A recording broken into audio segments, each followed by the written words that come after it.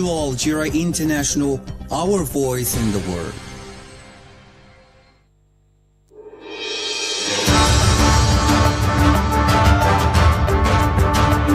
This is the English service of Radio Algeria International. It's time for the news.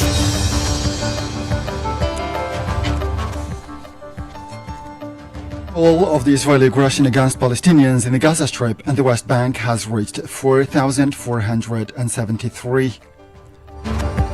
And the Rafah border crossing between the Gaza Strip and Egypt was opened at around 10 in the morning today, and the first relief convoy to enter Gaza included 20 trucks which would not meet more than a fraction of the needs of Gaza. And the UN Palestinian Refugee Agency, UNRWA, has called for evacuating several of its schools where Palestinians have taken refuge in Gaza City, stressing that the premises are no longer safe after receiving an Israeli warning. Those were the headlines, and now the news in detail from Radio Algeria International. First in our news, the death toll of the Israeli aggression against Palestinians in the Gaza Strip and the West Bank has reached 4,473 since the beginning of its aggression on October 7. The Ministry of Health stressed that 70% of the dead were children, women and elderly, adding that the numbers are expected to multiply with more people being killed and wounded in the non-stop attacks, and as bodies are extracted from under the rubble of their destroyed homes. More than 14,000 people were also wounded.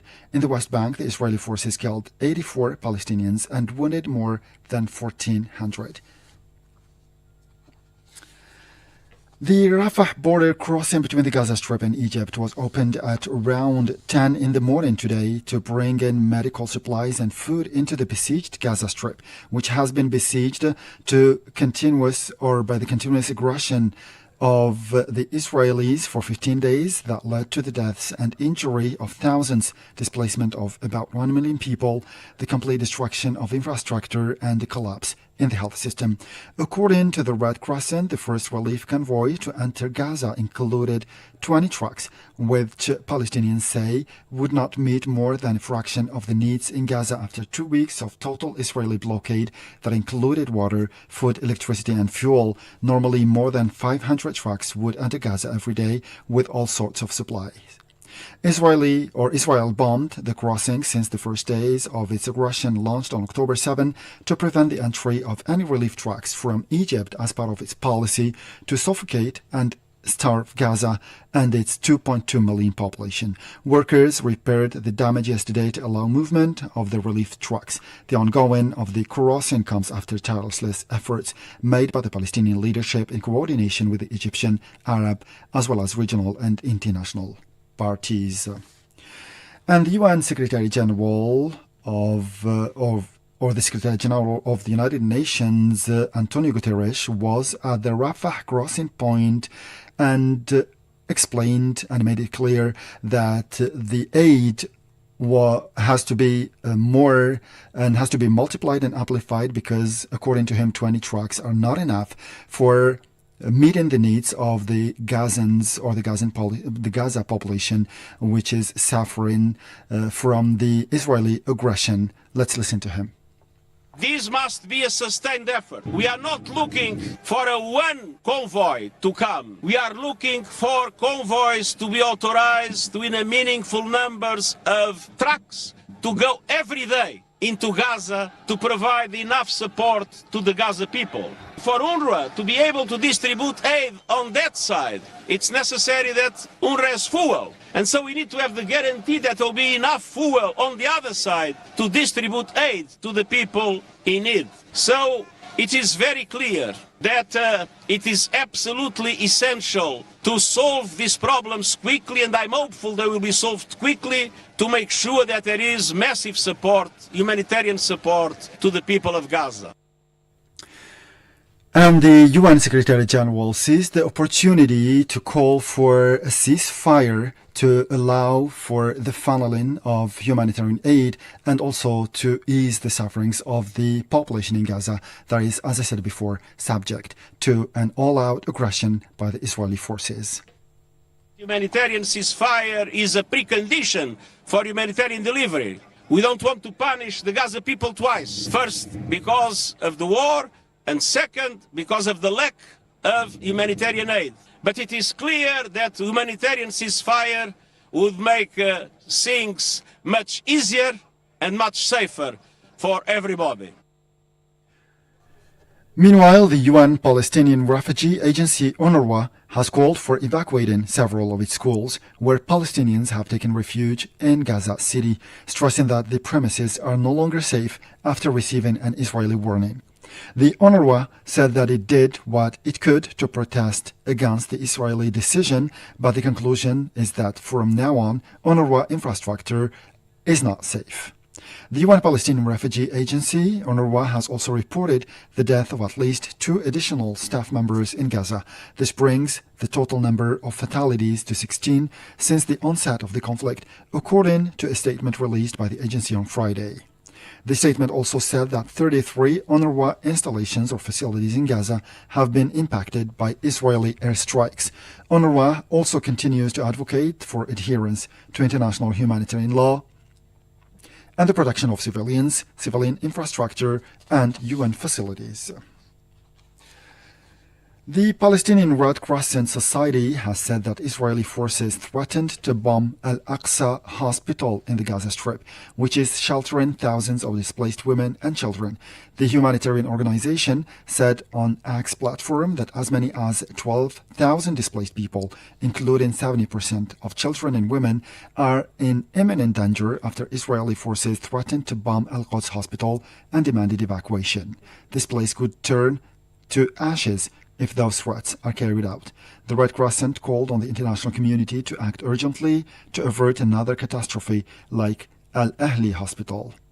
As they put it, at least 471 people were killed and many others injured in the Israeli airstrike on the Al-Ahli Baptist Hospital earlier this week.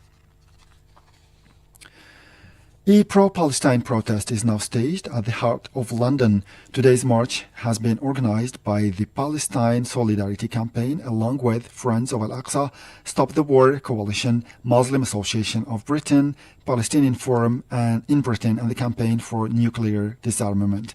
Director of Palestine Solidarity Campaign, Ben Jamal, said he expects that the protest will continue every week over the next few months. Meanwhile, people took to the streets today in Madrid, Venezuela, Uruguay, and the Canary Islands to denounce the genocide committed against the Palestinians in Gaza. Demonstrators expressed solidarity with the Palestinian people under the slogan, "Ceasefire, Stop the Genocide." And the World Health Organization, WHO, said lifeline supplies have entered the Gaza Strip today after the conditional opening of the Rafah crossing with Egypt. The supplies include trauma medicines and supplies for 1,200 people and portable trauma bags for on-the-spot stabilization of up to 235 injured people. They also include chronic disease medicines and treatments for 1,500 people and basic essential medicines and health supplies for 300,000 people for 3 months. WHO said it is working with the Egyptian and Palestine Red Crescent societies to ensure the safe passage of these critical supplies and their delivery to hospitals and health facilities inside Gaza. Hospitals have already reached a breaking point due to shortages and the depletion of medicines and medical supplies, it said.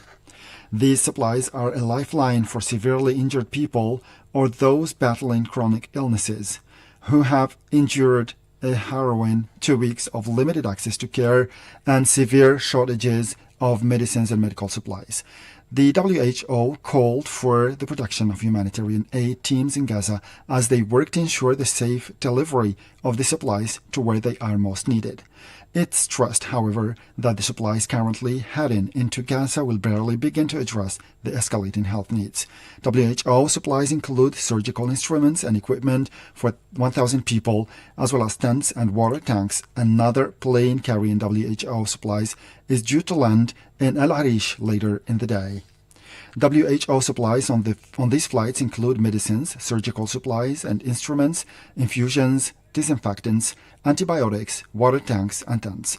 With more supplies for Gaza expected to land in Egypt over the coming days, WHO called for sustained and uninterrupted humanitarian access through the Rafah border crossing. And Hamas Palestinian Resistance Movement has released 2 American hostages. A Chicago area woman and her teenage daughter were reunited with family on Friday, as nearly 2 weeks after Hamas, nearly 2 weeks after the eruption or the breakout of the conflict in the region. Judith Tyranan, 59, and her daughter Natalie, 17, were handed over to Israeli forces at the Gaza Strip border on Friday, becoming the first captives whose release by Hamas has been confirmed by both sides since the latest round of Palestinian-Israeli conflict erupted. The release was announced by Abu Ubaidah, the spokesman of Al-Qassam Brigades, and confirmed a short time later in a statement from Israeli Prime Minister Benjamin Netanyahu. And again, protesters from Jakarta to Tunis have gathered in demand for an end to be put to Israel's bombardment of Gaza after nearly 2 weeks of intense air and artillery strikes that have killed more than 4,470 people. Israel is gearing up for a ground war in the tiny, crowded Palestinian enclave aimed at eradicating the population in Gaza. While some Western governments have voiced support for Israel's military campaign, many Muslim and Arab states have called for an immediate ceasefire, with many of their people angry at conditions in Gaza and expressing solidarity with the Palestinians. Protests suddenly erupted across much of the region late on Tuesday after Gaza authorities said hundreds of people had been killed in a blast at a hospital. In Jordan, more than 6,000 protesters marched in the center of the capital, while thousands more rallied near the Israeli embassy to voice support for Hamas. Thousands of demonstrators also gathered in each of Turkey and Egypt, 2 other countries that have long had full diplomatic relations with Israel, demanding an end to the bombing. About 2,000 people gathered in front of Istanbul's Bayazid Mosque, burning an effigy of Israeli Prime Minister Benjamin Netanyahu and waved Palestinian flags. Some held placards or reading, "Stop the genocide" and "Terrorist Israel." In Egypt, thousands of protesters stood at the Al-Azhar Mosque, one of the oldest in the world, chanting, "Where is the Arab army?" while others gathered at the central Tahrir Square. Some demanded military action against Israel. Others said Arab states should consider using other methods to stop the bombardments on Gaza. Egypt borders Gaza, but has not been able to negotiate an opening of its crossing to allow in aid. And with this, we come to the end of this news bulletin for today. Time now for weekly programs, or a special program rather, devoted to the situation in the occupied territories of Palestine and Gaza in particular, with my colleague Jamal Silmani. As for me, I'll meet you again tomorrow for a fresh edition of our news bulletin in English. Until then, stay tuned for Radio World International, and bye-bye for now.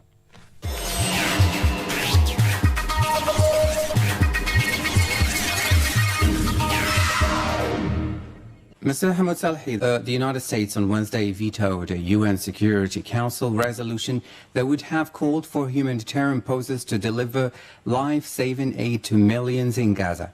While 12 of the Council's 15 members voted in favor of the Brazilian-led text, the United States voted against. Russia and the United Kingdom abstained. U.S. Ambassador Linda Thomas-Greenfield explained her country's veto in the Council chamber, saying this resolution did not mention Israel's right of self-defense. What's your comment about the veto of the U.S. and the excuse advanced by its ambassador at the UN as calls grow for a ceasefire? This is very well consistent with the United States' position in the United Nations Security Council back and conditionally Israel no matter what. We've seen it on numerous occasions. There is no resolution that puts some kind of blame and responsibility of Israel that has not been vetoed by the United States. So it fits within that framework. Additionally, the reason the United States is given doesn't hold water, meaning that it is clearly on the face of what we've seen in the media, what's happening to the Palestinians, that issue of putting blame on anybody else is out of question. It makes sense. International law is very, very clear on acts of aggression, on using violence against civilians, and the act and the war that we've seen in Gaza fits very well in that framework of international law. So the United States is acting consistently back in Israel because Israel has a free hand. It can do what it wants from the American perspective. From day one, the U.S. President Joe Biden blindly expressed support with the Israeli occupation barbaric assault on the Gaza Strip. Many parties called for stopping the genocide and the ethnic cleansing in Gaza at a time when Israeli Premier Netanyahu said Washington's support will ensure continuation of the war. Why such unconditional support, and will the U.S. be remembered as a partner in crime? Yes, on all levels. There are several factors here. One, we have to consider the American elections coming up, so that it's very, very important that Democrats, in particular the president, to win that support. So any decision against Israel would affect President Biden's chances of winning the elections. But the picture is also bigger than that. What happened on October 7 sent a worry signal to the Americans and the Israelis as well, but more so for the Americans. The United States, for the first time, felt that its ally in the Middle East and Northern Africa is not ready to protect its interests, and it's become vulnerable. The Jerusalem communique that was adopted last year during Biden's visit to the region clearly states that the United States partnership with Israel is solid, and the United States will do everything it can to continue to support Israel. President Biden, in his speech yesterday, clearly outlined the unconditional support for Israel, including stating that even if Israel did not exist, they will create it because of the importance that such entity that he believes to support American interests, and particularly the flow of oil. So what is added to this value is that the United States appear to have reached a conclusion that it needs to take matters in its hand, and specifically it felt that Israel's vulnerability may be a problem for it. And in addition to this, what we've seen is a huge attack on bringing Hezbollah to this war, bringing Iran to this war, and blaming particularly Iran, the framework of this attempt or this war is looked from the United States from the eye of deterring or eradicating not just the Palestinians, but also stopping and attacking Iran because of its belief that Iran's support for the resistance, for standing by the Palestinians, and specifically Iran has become a threat from their perspective, to Israel. So from that perspective, the United States also has its own interest, and that's in the big grand strategy of the United States. So the United States, in order to continue to preserve its dominance, it has now to intervene, having been outside this framework, the Middle East, for quite some time. As we know, back in Obama days, the United States decided to pivot to Asia. It made Russia and China as its enemy. And as a result, the Israelis, that's because of the belief that Israel is too strong and it can protect its interests in the region. What happened on October 7 appears to have changed that. have led the United States to conclude that it is no longer, it can no longer stay idle or marginalized or stay away from the Middle East. It has to come and take matters into its own hand and framing that to protect the Israelis. Professor Hamad Salhi, I would like to talk about the humanitarian aid that now 20 trucks loaded with humanitarian aid is heading to the Gaza Strip. Do you think that it's enough? No, it's not enough. We're talking about 2.3 million population. We're talking about collective punishment. We're talking about major human disaster. This is not just the Arab world media is stating this or the world community is stating this. It's actually the United Nations, Human Rights Watch, Human Rights Organization. All of them have pointed out that the Gaza needs help and big help. 20 is not enough, and certainly considering the damages that we've seen there. We've seen the hospital being bombarded. The latest massacre is a great example of that. We're seeing more than 1 million people now displaced, and we're seeing no water, no electricity, nothing, no food. All of this required a huge endeavor, and 20 trucks are not enough. And do you think that, I would like just to know, what is the worst scenario that we may witness in the coming days, and how can we avoid it? Well, the easiest question is to work to get the international law, to get the United Nations, to get everyone who loves peace, to put an end to this, to stop the Israeli attacks, to begin the humanitarian help. That could be done through the United Nations, and specifically the United States should take action in that regard. But that is, at this point, not on the agenda of what the United States and Israel wants to do. These things could go farther than that we have seen.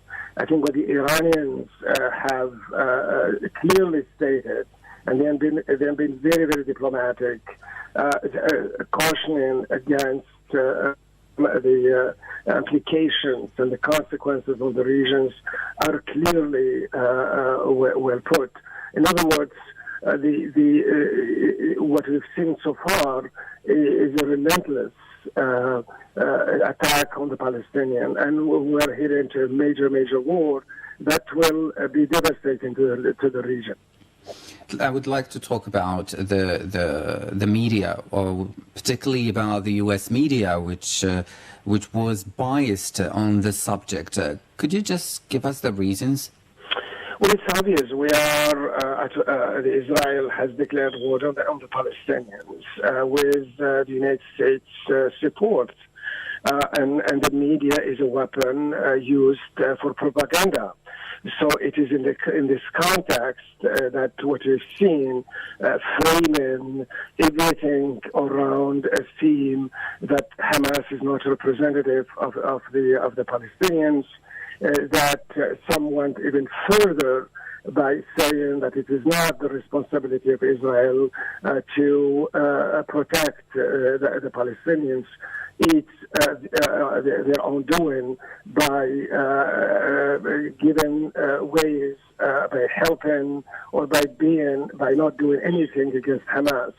The analogy that the United States media has so far put forth, linking October 7 to September 11, stating even President Biden stated that in his speech, along with Secretary of State. They both compared, along with the media, that this is bigger than 9/11. So that to connect with the American people more than anything else, there is a reference and continued repetition that what's happening in Gaza or what happened on October 7 is next to the Holocaust. They compare it stating and putting pictures out there that the Israelis, that this attack was against the Jews. And it is close because they see that Holocaust only happened to them, and they don't compare this. They come very close, saying, to what the Israelis have experienced since the Holocaust. All this media is designed for war to legitimize the attacks on the Palestinians and to counter what they see, what the American people see on social media and the other media's report.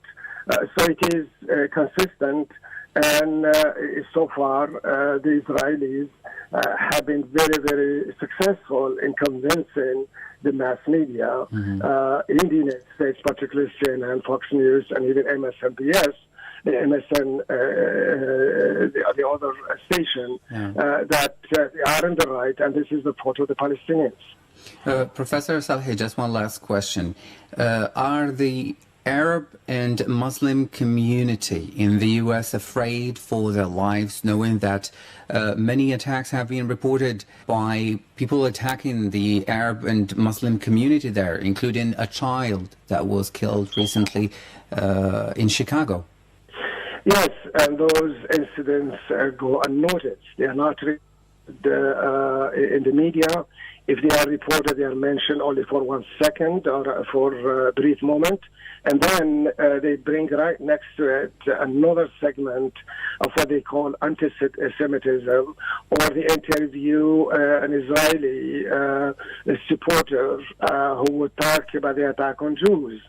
So it's very, very well fabricated. It's what some scholars call manufacturing consent through lies and all that kind of attempts to downplay such events and not to report them. So the incident we talked about in Chicago, we had huge demonstrations against what happened, but those pictures did not make it to the mainstream media.